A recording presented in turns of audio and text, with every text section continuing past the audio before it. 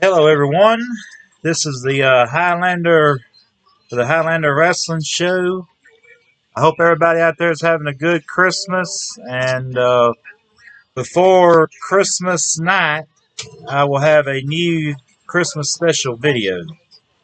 But tonight, I'm going to talk about the old Capital Wrestling Alliance / Worldwide Wrestling Federation, the live event results, and a lot of stuff I had no idea even happened, which a lot of it I did see and all that. But anyway, the first one I'm going to talk about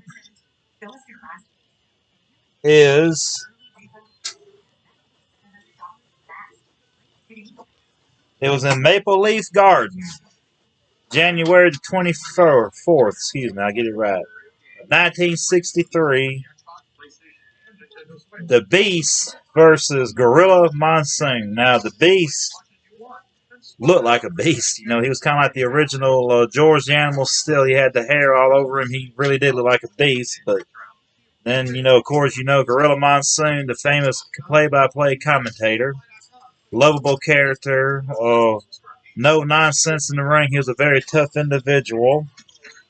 And you had a lot of stuff like this was in the night. This is like 1963 on January the 24th. And of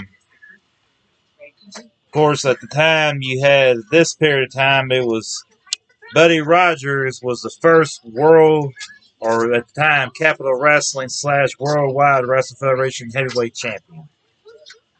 And, of course, the NWA had Lou Thez. They were bowing to him every 5 seconds. And Vince McMahon Sr. at the time wanted Buddy Rogers to be the world heavyweight champion. So he broke off from the National Wrestling Alliance and made his own world title. But yeah, that was a very historical time. This was also in 1963. You had let's see. Now this was a match that was pretty popular at the time.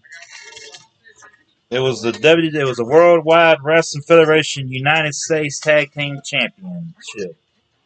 Killer Kowalski and Gorilla Monsoon win the United States Tag Team Champions titles at a best out of two out of three falls match, which they had a lot of them back in the 60s and 50s, which was pretty interesting because you kind of got to see the whole thing go down, and it was pretty neat.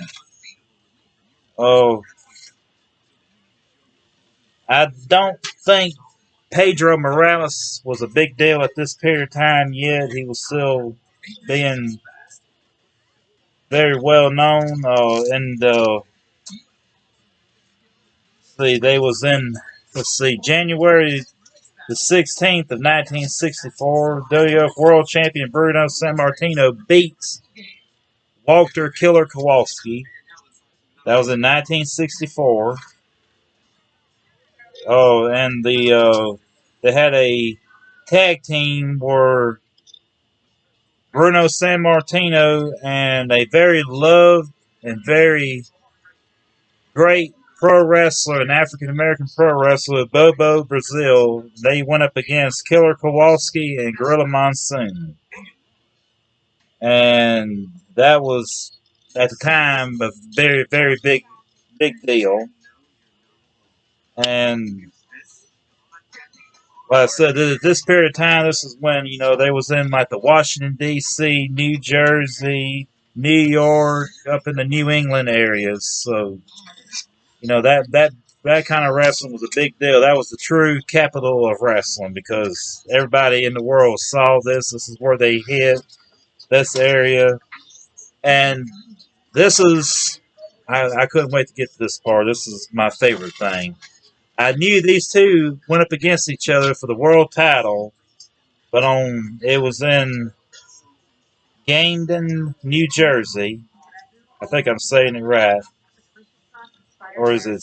No, that's a C. Excuse me. It's Camden. Camden, New Jersey. I got it. I knew I was saying it wrong. On February 13th, 1964, World Heavyweight Champion Bruno Sammartino defeats Gorilla Monsoon.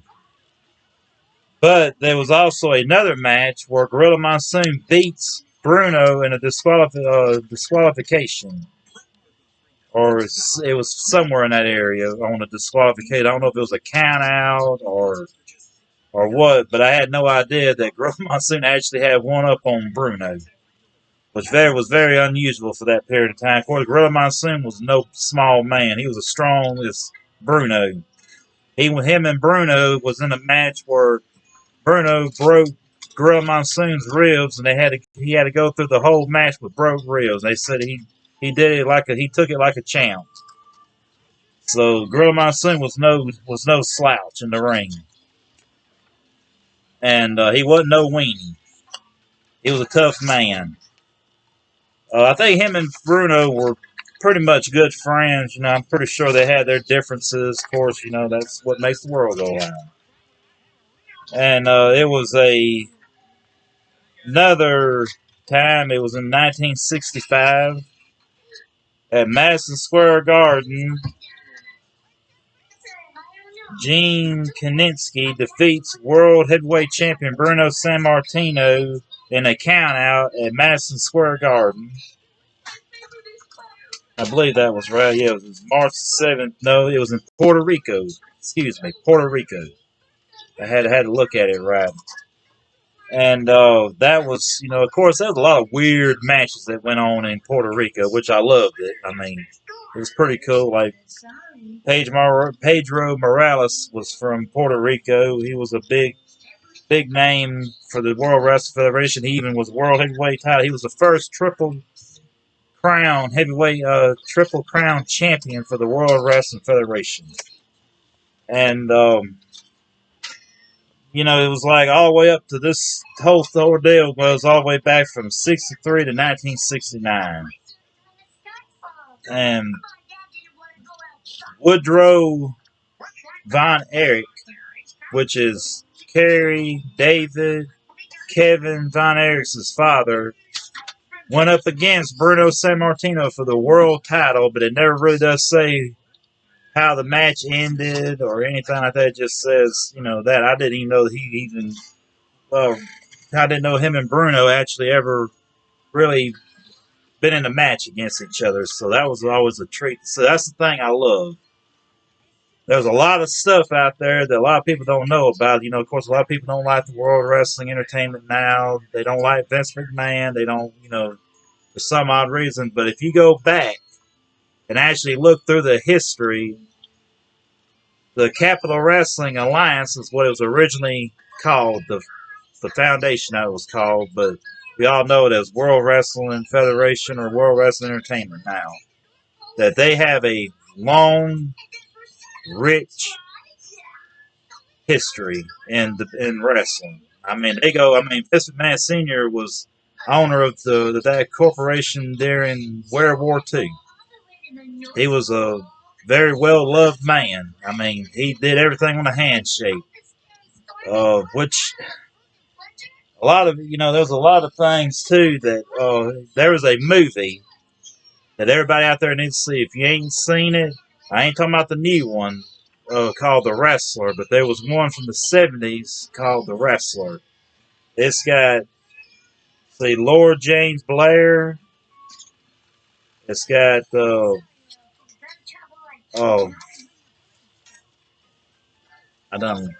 mine done went blank. Lord James Blair, Superstar Billy Graham, Dusty Rhodes, Vern Gagne.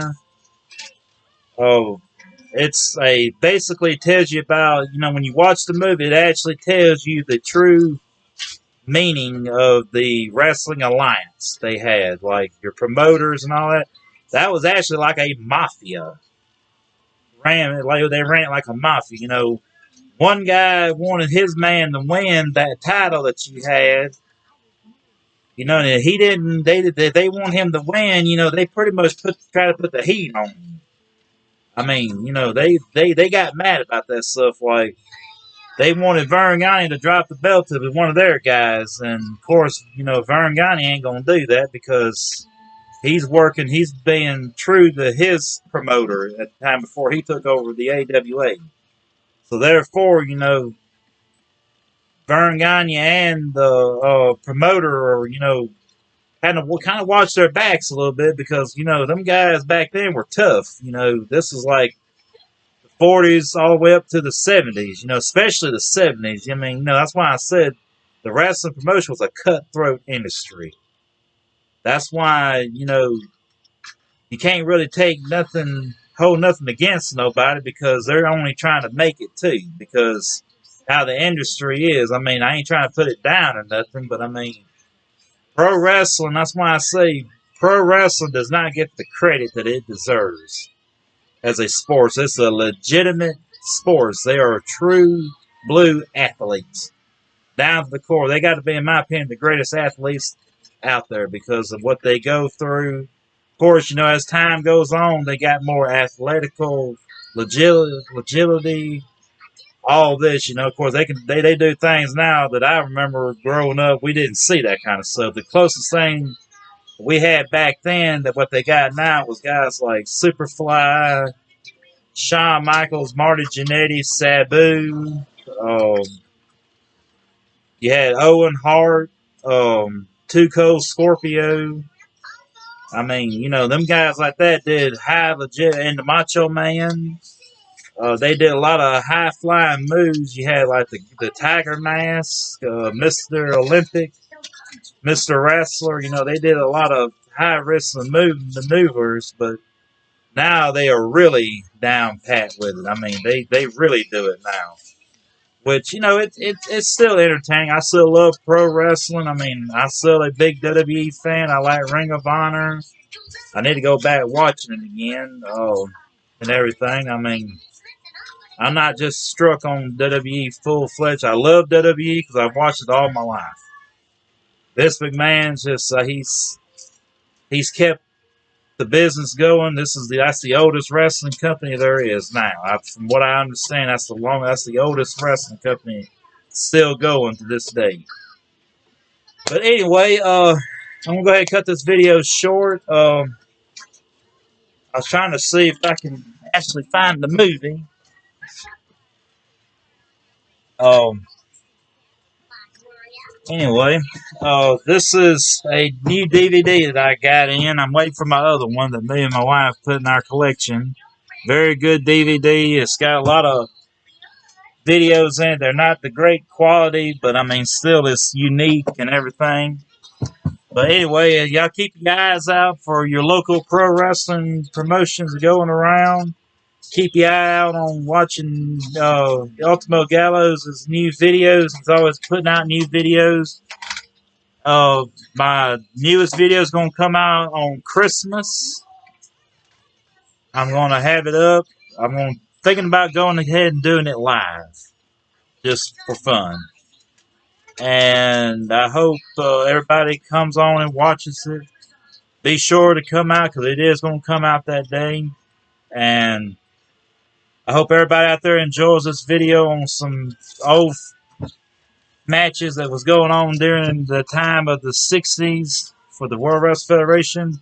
Hope everybody out there enjoys it. And y'all keep having a great, wonderful Christmas. And wait for my new video. And I'll see y'all then.